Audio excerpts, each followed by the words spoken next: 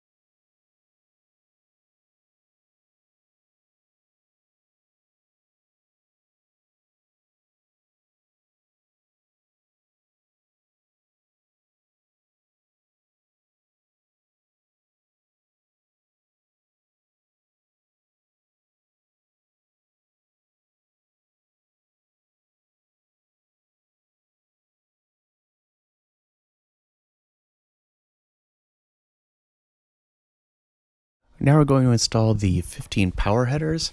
I will show putting these in, and I will show starting to solder, but I'm not going to show soldering all of them because it takes time and it's really just putting the pins in. You will probably have to kind of push the board, the PCB board down as you solder the headers in. But the main thing starting out is just to make sure that they line up with the silkscreen so that you don't get yourself into a situation where the cable cannot be plugged in correctly. So just mind the silkscreen at first, put them in. I find that if I put them in with the PCB elevated a little bit and then do a quick flip down, that they stay where they're supposed to be. But then they will kind of just, with tension, push the PCB up. So while you're soldering the pins in, you will want to kind of gently press the PCB down with one hand or with the iron. Just make sure you don't push the actual pins in, because when they do have heat applied to them, they can move through the plastic.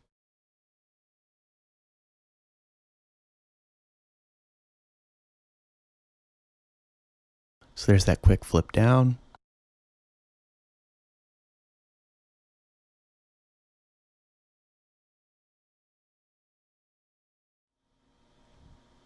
And if you look closely, I'm pressing down a little bit from the side while I solder these connections in. I like to move in rows, but obviously you can do them however you like. The benefit of doing them in rows, though, is that they do transfer heat a little bit because of the PCBs that is connecting them to each other. So it'll go a little bit faster if you go horizontally rather than vertically.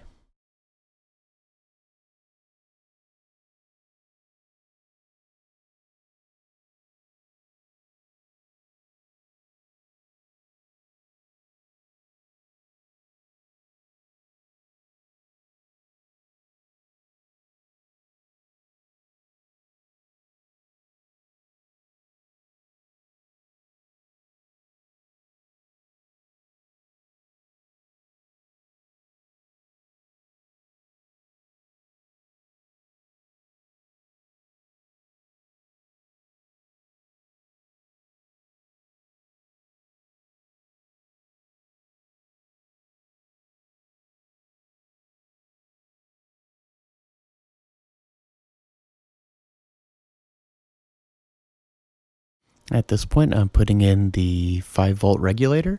This is going to take power in from that plus 12 volts and then basically spit out 5 volts on the other end, and then that's going to connect up to that 5-volt rail that runs through the power connectors. Orientation is crucial here, so just make sure it lines up with the PCB.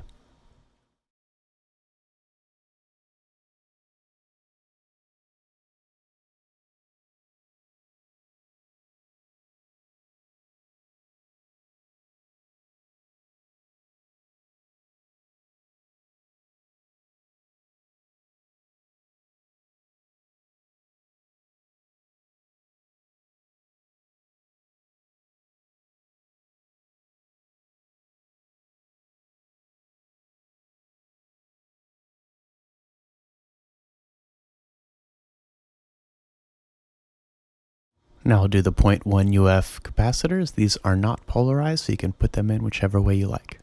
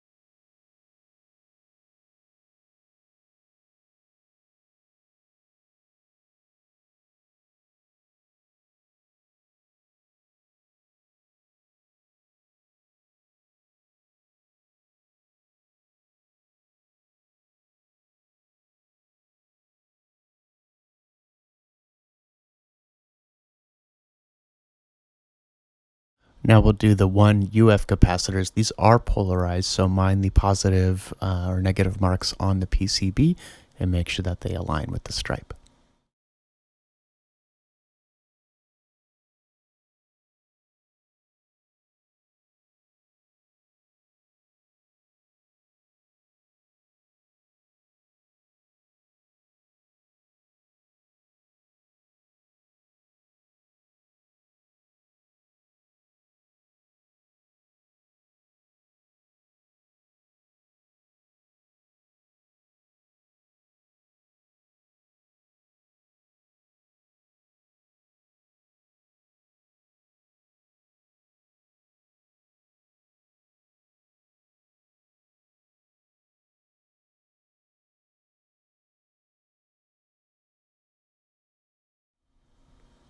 Now we're done. So the final step is to put our continuity tester in mode, make sure that we get beeps when touching the probes together and that we don't get beeps when touching the positive, minus, and positive ground pins.